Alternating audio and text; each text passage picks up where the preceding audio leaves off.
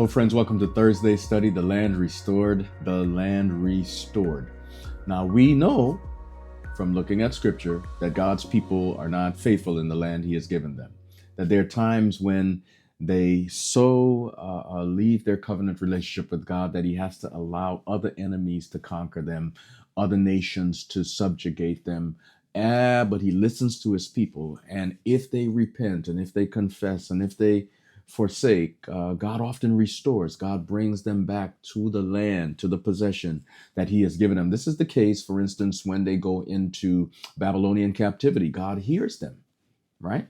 They're punished, but God hears them and he allows them to come back to the possession that he has given them. Listen to some of these scriptures. Jeremiah chapter 24 and verse 6. For I will set my eyes on them for good, and I will bring them again to this land, and I will build them up and not overthrow them, and I will plant them and not pluck them up. So God is saying there will come a point at which I will sustain my people. I won't be angry forever. I won't cast them off forever. I won't destroy them forever.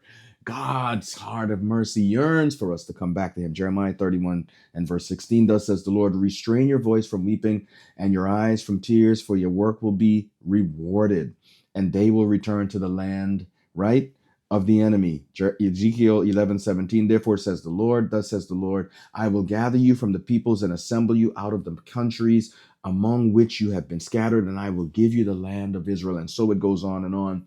In the scripture, God's promise to restore his people.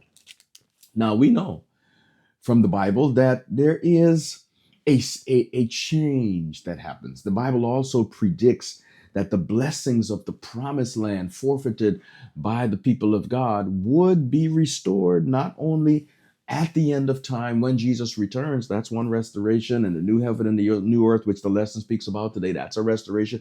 But there is a restoration that comes even before that in Jesus Christ, that comes in Christ as a covenant blessing, one who would come through the Davidic line, come through the line of David. Isaiah chapter 9 and verse 6 and 7, Zechariah 9 and verse 9 and 16. This promise would be fulfilled. This promise of abundant life would be fulfilled in the life, death, resurrection, ascension, mediatorial ministry of Jesus Christ. He is a promised land all by himself. He is a gift to us all by himself that brings all the other blessings, I believe, in his train. But the ultimate fulfillment of God's promise to the ancient Israelites and we who are spiritual Israel is that one day this Jesus, this promised land Jesus, will come back from heaven, that he will bring with him righteousness all over the earth. He will banish the curse of sin.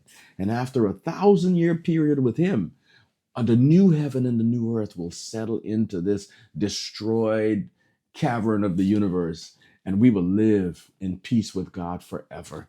Now that is the inheritance I want, and that is the blessing God promises, and that is the highlight of our study today. May you be blessed as you look in God's word.